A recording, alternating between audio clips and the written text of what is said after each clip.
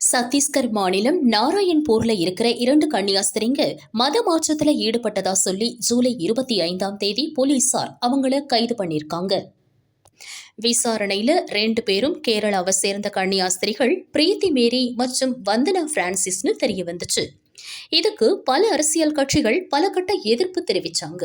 அதன் ஒரு பகுதியா கும்பகோணம் துறவியர் பேரவை சார்பில் அனைத்து கட்சி நிர்வாகிகள் பங்கேற்ற பொதுக்கூட்டம் பழைய மீன் மார்க்கெட் பகுதியில் நடந்துச்சு. பதாகைகளோட பேரணியா சென்று எதிர்ப்பு கோஷம் போட்டாங்க. திமுக மாநகராட்சி துணை மேயர் தமிழழகன், அதிமுக கொள்கை பரப்பு செயலாளர் சேகர், விடுதலை சிறுத்தை கட்சி முன்னாள் மண்டல செயலாளர் விவேகானந்தன் மற்றும் திராவிட கழக நிர்வாகிகள் கலந்துகிட்டாங்க. கூட்டத்தில் பேசின திராவிட கழக முன்னாள் மாநில செயலாளர் ரமேஷ் சர்ச்சைக்குரிய கருத்தை பேசியிருக்காரு. ஹிந்து மதத்துல வேசியோட மகனா இருக்கிறதுக்கு பதிலா சுயமரியாதையோட கிறிஸ்தவனாய் இஸ்லாமியனாய் வாழ்ந்துடலாம்னு ஆபாசமாக பேசி சர்ச்சை எழுப்பியிருக்காரு. ஒரு மதத்தில் இருக்கக்கூடியவர் இன்னொரு மதத்திற்கு போக வேண்டும் சொன்னால் சிந்தித்து செயல்பட்டு அந்த கருத்தை நன்றாக உள்வாங்கி விருப்பப்பட்டா போறாங்க. யாரையும் இப்ப போய் கட்டாயப்படுத்தியோ நிர்பந்தப்படுத்தியோ பணத்தை கொடுத்தோ பொருளை கொடுத்தோ ஒரு பொய்யான குற்றச்சாட்டு கருத்துரிமையை பறிக்கிறாங்க.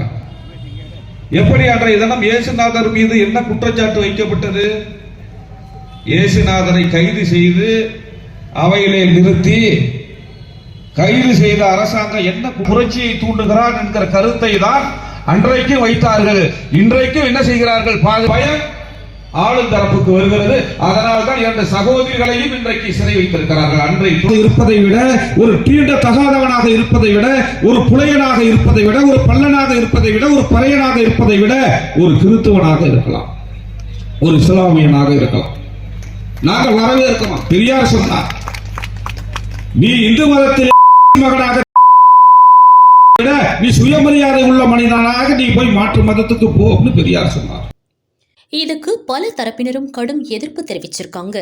இந்து மக்கள் கட்சி மாநில பொதுச் செயலாளர் குருமூர்த்தி தலைமையில தஞ்சாவூர் மேற்கு போலீஸ் ஸ்டேஷன்ல புகார் மனு கொடுக்கப்பட்டிருக்கு. சமூக மோதலை உருவாக்குற விதத்துல சர்ச்சையா ஆபாசமா பேசின ரமேஷ் உடனடியா கைது செய்யணும்னு பல தரப்பு மக்கள் கோரிக்கை வச்சிருக்காங்க.